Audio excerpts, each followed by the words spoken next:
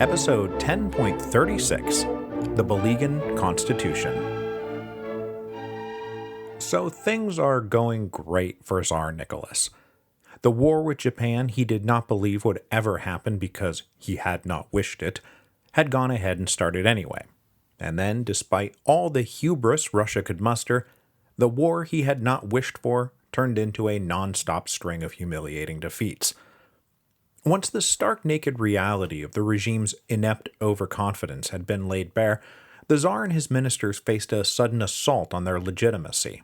An assault launched first by the educated intelligentsia, then aggrieved workers, and now included Nicholas's beloved peasants.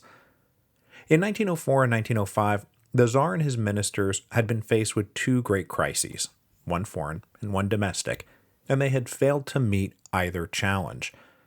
The common denominator in both cases was the blithe inability of the regime to comprehend the problems they faced, living as they did in a hermetically sealed imperial bubble which reality was not allowed to penetrate. They believed themselves strong when really they were weak. They believed themselves loved when really they were hated. They believed themselves brilliant when really they were inept. Ministers, senior officials, and high-ranking military officers held their jobs thanks to connections or loyalty rather than talent and expertise. Not only were they incapable of properly cleaning up a mess, they were incapable of understanding that they themselves had made the mess in the first place. It must be someone else's fault. A few malcontented intellectuals too smart for their own good, or some uppity students who should shut up and go back to class, or some ungrateful workers who complained all the time because they were lazy and selfish. And because the halls of imperial power were full of racist xenophobia, they of course also blamed foreigners and Jews. When reality did penetrate their hermetically sealed imperial bubble, say with the fall of Port Arthur or Bloody Sunday, their response was always far too little and far too late. By which point, these far too little and far too late solutions only antagonized the situation because they were so obviously too little and so obviously too late. And so Nicholas and his ministers could just never catch up to the curve. And today's episode is about them continuing to not catch up to the curve. Some of them continuing to insist in the face of everything that we've been talking about that Russia's problems weren't nearly as big as they were being made out to be. And besides, it wasn't their fault. So to pick back up where we immediately left off last week, the Battle of Tsushima ended the crisis abroad. It brought to a close a string of humiliating defeats, with the mother of all humiliating defeats. The war was over. Russia had lost. The Tsar convened a council of his most trusted advisors and senior generals, and they decided to accept an offer from U.S. President Theodore Roosevelt to broker a treaty between Russia and Japan. To handle negotiations, the Tsar called upon Sergei Witte, who, remember, had been in charge of Far East diplomacy until the ministry elected to bumble its way into a war Witte had tried to tell them not to bumble into. Witte had been expecting that the massive crises of the past 12 months would lead to him being recalled to a position of real influence and authority, and was disappointed and a bit grumbly that his assignment was now to go negotiate an end to the war that he would have avoided entirely. And he said, where there is a mess to be cleaned up, they always call Witte. But he took the assignment and led a delegation to Portsmouth, New Hampshire. By way of final instructions, the Tsar came back around to his usual place of benighted hubris, telling Witte to play hardball, make no territorial concessions, agree to no reparations, and accept no limits on Russian activity in the Pacific. Now, as we'll see next week, Witte is going to do the best that he can, and he does have a few aces up his sleeve. But it's like, Your Majesty, we lost. A critical mistake the regime then made at this juncture was that they didn't tell anybody they were going to negotiate a peace. In an effort to protect Russia's honor, they kept the negotiations secret from the public. And to keep this bluff going, they did not stop calling up reservists even after news of the Battle of Tsushima made the rounds. So across the empire, families were learning that the Russian Navy had been sunk as they continued to watch their friends and family and loved ones get called up for service. And called up to do what exactly? Die for a pointless war that cannot be won, apparently. So the general incredulous fury spreading across the empire down to its deepest roots only intensified. The regime simply did not recognize how much lying about everything in a ham-fisted effort to protect their image was doing even more damage to that image than publicly admitting that the war was over. And this had some direct consequences. Within a week of Tsushima, the governor of Moscow province invited peasant communities in the region to come together and issue a statement saying that they supported both the Tsar and the war effort. Instead, representatives of these communities took the opportunity to get together and form the All-Russian Peasants' Union, the germ of the first organization of peasants that was national in scope. This new union had little interest in issuing subservient declarations in support of a regime they believed now to be a colossal failure. Of even greater historical interest, the Battle of Tsushima also happened to coincide with the single longest strike of the Revolution of 1905 so far. The industrial city of, and just bear with me here, Ivanovo-Voznesensk lay about 200 kilometers northeast of Moscow. It was home to about 80,000 people and was a major center of textile production. Now, thus far, the workers of Ivanovo had taken almost no part in events. Even after Bloody Sunday, the city had only seen one small and fleeting demonstration. But on May the 12th, a strike began that was called in the midst of the May Day strikes that we talked about last week, and it began spreading with surprising rapidity. Within short order, 32,000 workers had walked off the job, and every factory in the city shut down, leading to the whole labor force being on strike, about 70,000 workers. Their initial demands were basic workplace things: an 8-hour day, a minimum wage, nurseries for their kids, pensions, the right to assembly, the right to sit down on the job. But because there were so many different factories involved in this, the striking workers elected a single council of 151 leaders to handle negotiations with the bosses and political officials. Now, when things had gotten out of hand, those bosses and political officials had split the scene, as had the overwhelmed local police force. This meant that there was no effective local government in place. So the Workers' Council assumed responsibility, and thus did the worker population temporarily wind up self-policing and self-governing itself. This unplanned and improvised assumption of political responsibility meant that, in retrospect, the Ivanovo Workers' Council gets to go down as the first Soviet in Russian revolutionary history. Now, Soviet itself is not a magical word, it's just the word for council. But come 1917, it's going to take on far more significant revolutionary connotation. Now, the workers of this quote-unquote First Soviet did not assign themselves this mantle, nor have a self-conscious awareness that they were drawing up a blueprint for revolutionary worker takeovers of local government. It was just something that they did. But the solidarity of the Ivanovo workers was remarkably high, and despite attacks and strikebreakers descending on them, to say nothing of the trials of life without work and wages, they held out from mid-May all the way to mid-July. Eventually, most were compelled by necessity to return to work, and then a few concessions from the owners brought back everybody else.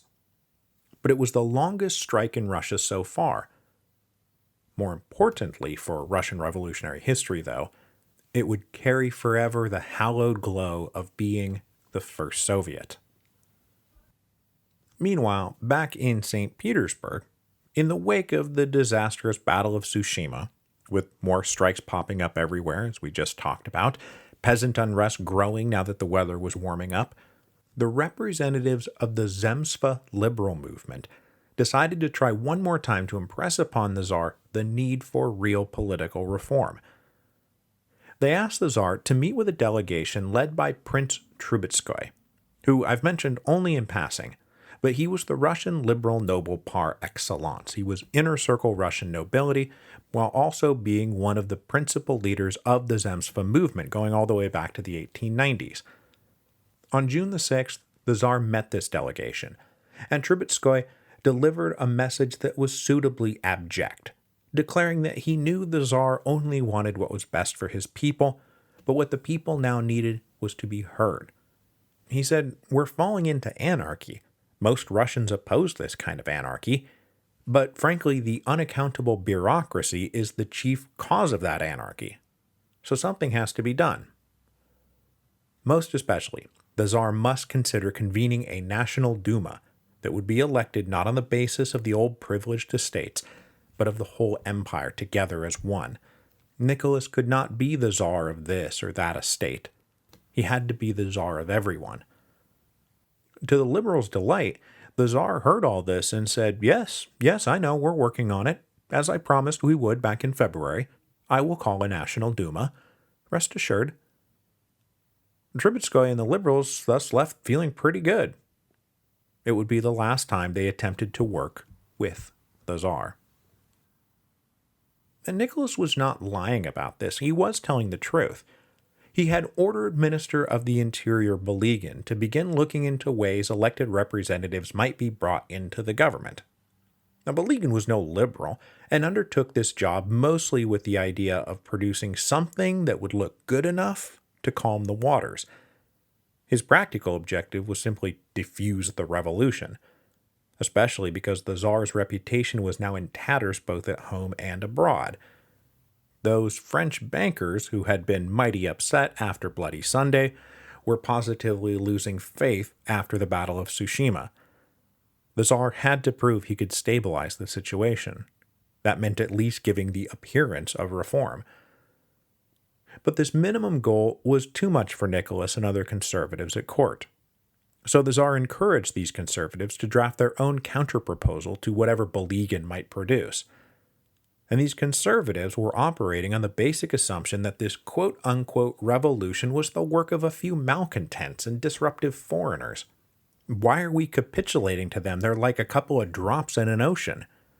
Ensconced as they were in the hermetically sealed imperial bubble, they just did not grasp how widespread the problem actually was, nor what it was going to take for them to survive. But I must say that while they were wrong, they were not totally wrong. I mean, we've understandably been talking about the revolutionary opposition, but there were a lot of loyalists out there. And I don't just mean nobles and landlords and members of the bureaucracy. I'm talking about openly reactionary peasants, workers, shopkeepers, and merchants who believed in orthodoxy, autocracy, and nationality just as fervently as Nicholas did. These people existed. There were a lot of them. So as the revolution of 1905 kept advancing, this reactionary part of the population started forming their own groups that soon became collectively known as the Black Hundreds. The Black Hundreds were reactionary street fighters who would attack anything they thought threatened the regime. They would attack striking workers or find well-to-do liberals and beat them up, and as supporters of the regime, they usually operated with the tacit permission, if not active assistance, of the police authorities. The Black Hundreds were particularly prominent in the multi-ethnic parts of the empire, and they stood up as violent Russian nationalists and Orthodox Christian supremacists who felt it was their duty to beat back the insolent minority nationalities and aberrant believers of heretical religions. And this, of course, really came together around anti-Semitism, as the Black Hundreds identified the Jews as being the cause of all of this turmoil, and they would always be on the front lines of attacks on Jewish communities. The regime, of course, welcomed this support, and were appreciative of the fact that somebody was pushing back. But what really allowed the Tsar some breathing room was the continued loyalty of the military. Had the army turned on him at any point, as many in the regime feared they might after Bloody Sunday, the revolution would have been over. They would have all been overthrown. But for a variety of reasons, including that natural conservatism of the peasants who formed the rank and file, the army continued to reliably follow orders, even if morale was starting to crash. Now in the Navy, things were a bit different. Not completely different, but at least a little different. Noticeably different.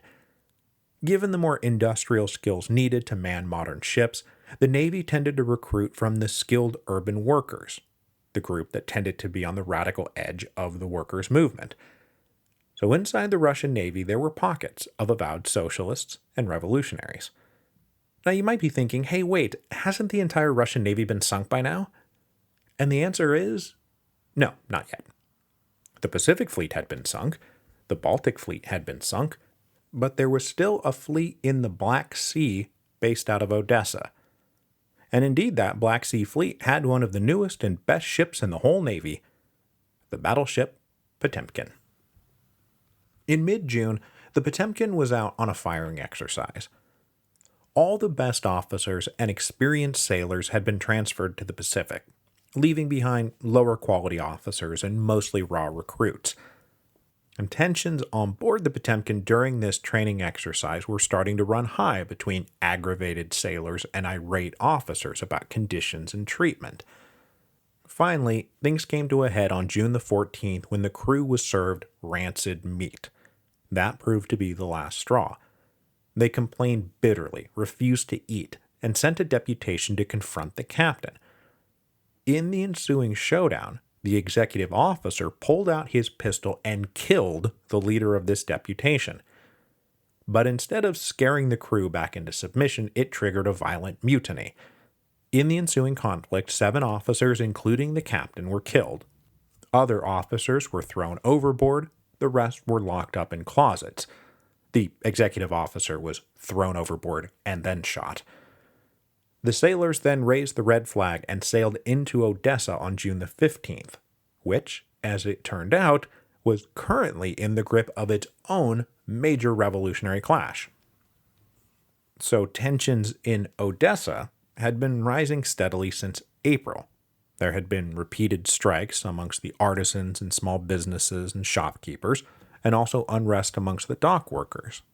Dock workers, who you might remember, had been already into radical literature all the way back when young Trotsky was cutting his teeth as a revolutionary, agitating amongst them back in 1896.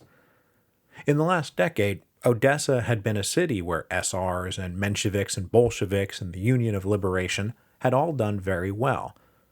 By mid-1905, street clashes started to increase in frequency, pitting police backed up by gangs of Black Hundreds fighting against socialist agitators and radicalized workers. The Potemkin mutineers were connected to those fighting in the streets of Odessa, and it is no coincidence that these two events coincided. The Potemkin sailed into Odessa on June the 15th, flying the red flag of revolution, and understandably terrified the authorities, who declared outright martial law. Over the night of June the 15th and June the 16th, there were major battles in Odessa, and much of the city caught fire, either by arson or accident.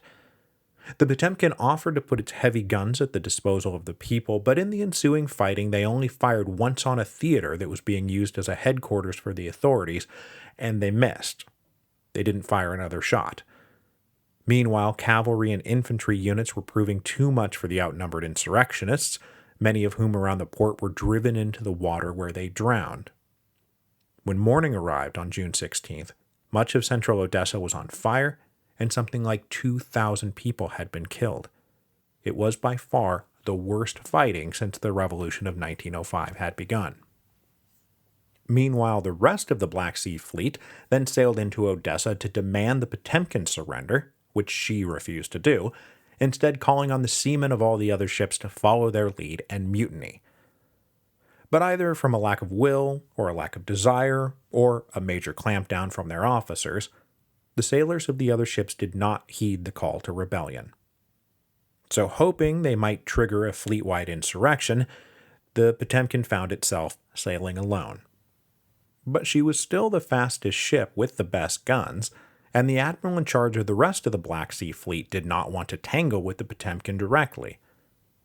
On June the 18th, the Potemkin sailed out of Odessa unmolested, and after sailing around for a bit, were eventually allowed into a Romanian port, where they half-scuttled the ship and were granted asylum by the independent Kingdom of Romania. So the mutiny of the Potemkin was a dramatic event, and of course produced arguably the greatest silent film of all time. But it did not lead to anything more than just being another horribly troublesome, embarrassing incident for the government. Now, though this seemed like another revolutionary near miss, the Tsar proceeded to take meetings with delegations of conservatives in the last week of June, and he started telling them that they had nothing to worry about with the coming reforms. This news sounded alarm bells inside the camp of the liberals, and they concluded that the Tsar had not been straight with Trubetskoy, and his apparent duplicity and backtracking, which probably came down to the Tsar just wanting to please the people who were in front of him, were pushing more and more people into the ranks of "we need a revolution." In a meeting of the Union of Unions, they resolved that, quote, all means are legitimate against the frightful menace that is posed by the very fact of the continuing existence of the present government. All means should be employed. There was then another major development, this one a major development in the history of Russian liberalism. On June the 16th, representatives of the local town councils, the Municipal Duma, convened in Moscow. 126 delegates representing 87 different towns resolved on a package of political and economic reforms that included full universal suffrage, and they wanted to include women in that.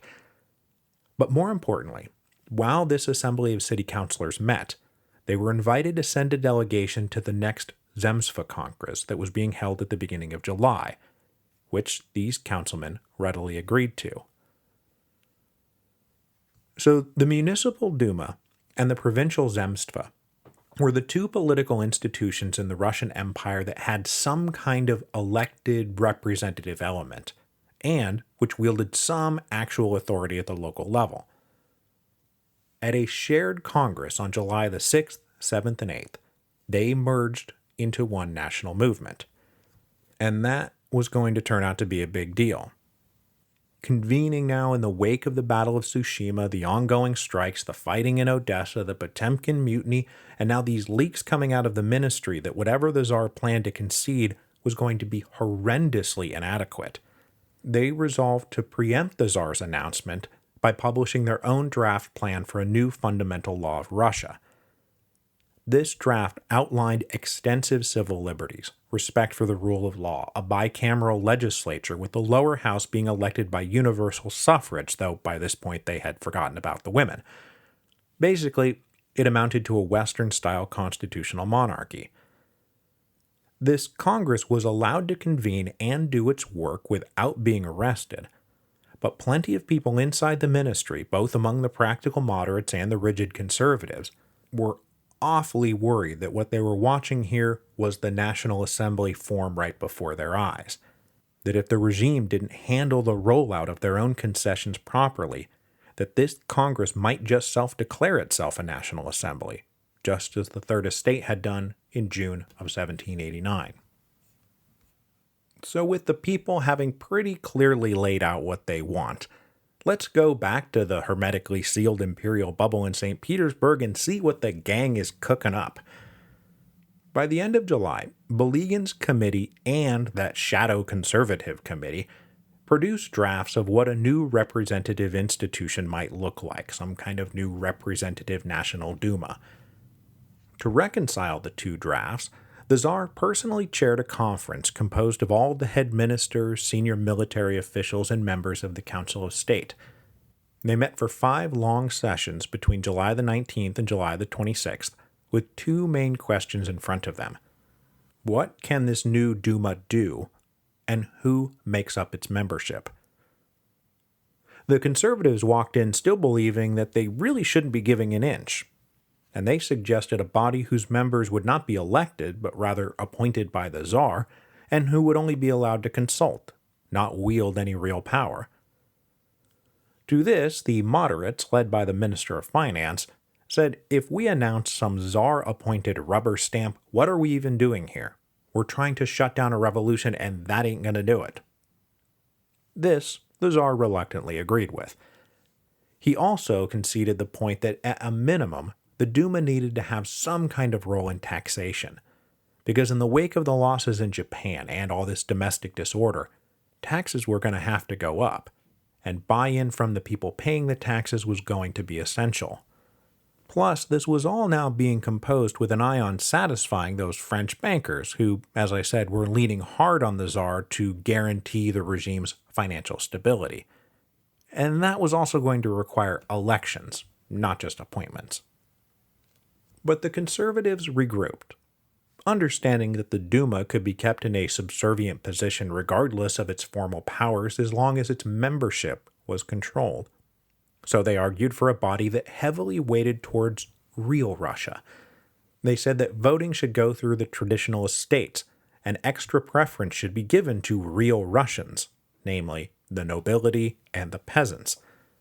The Tsar was well disposed to this idea, as he too shared the belief that real Russians were with him, in something of a no true Scotsman fallacy. If you were a real Russian, you supported the Tsar, and if you were against him, then you must not be a real Russian. Against this proposal to have the Duma only represent the nobility and the peasants, the moderates attempted to argue that if they purposefully shut out urban intellectuals and the workers, that the crisis was not going to be diffused, it would only be exacerbated. But they weren't really winning this point.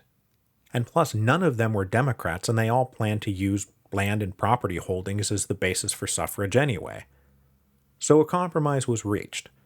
Voting would take place through multiple curia named after the old Roman voting blocks, with the first one being large landowners, second being urban and town dwellers with minimum property holdings or who paid particularly high rent, the third curia was peasants who had a share in communal land, and then each of the 16 major cities would have their own rules that involved even higher property and tax requirements, specifically designed to deny the vote to most of the population of those most turbulent urban areas. These elections would then be further controlled by multi-stage elections, and for that peasant curia, there was a long and cumbersome 4-stage process designed to weed out anyone who might actually speak for the common families.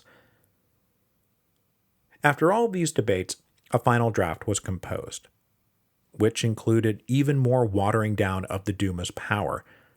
And though they were allowed to participate in certain affairs and there would be elections, the Tsar was clearly left with the ability to ignore them anytime he wanted to. So this Bulygin constitution, as it came to be known even though Bulygin himself took little part in the actual debates, did not address any of the prevailing demands to an almost comical degree.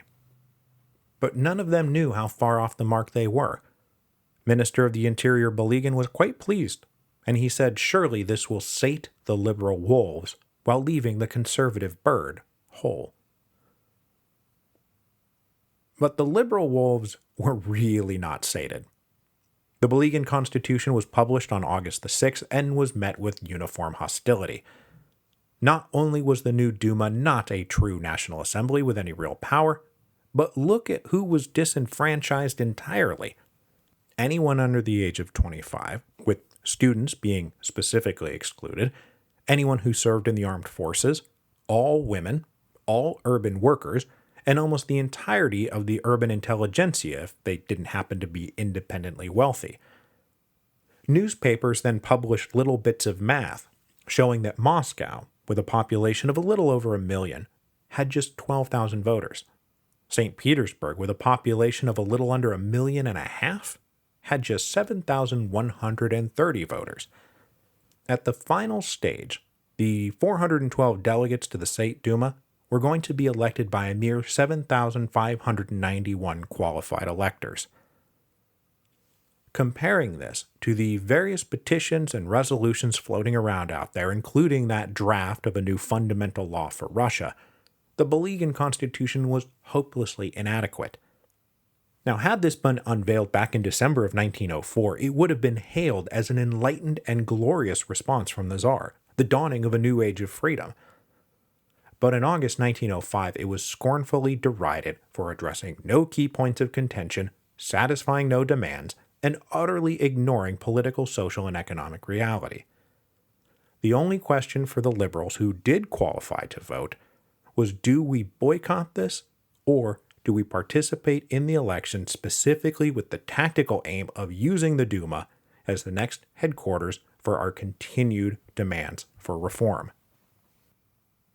But Funny thing about those elections, they never happened, and the Bulygin constitution was almost instantly reduced to being a mere historical footnote. Not the capstone or end of anything, but simply further proof of the Tsarist regime's woefully inadequate and tardy responses to events, because as plans for the first election were being laid in September 1905, a workers' strike broke out. Now, strikes like this had been popping up off and on all year, so at first it didn't seem like a big deal. But then it grew, and it spread, and suddenly it was everywhere. The Tsar and his ministers, who very briefly believed that they had finally gotten out ahead of things, were now staring down the general strike of October 1905.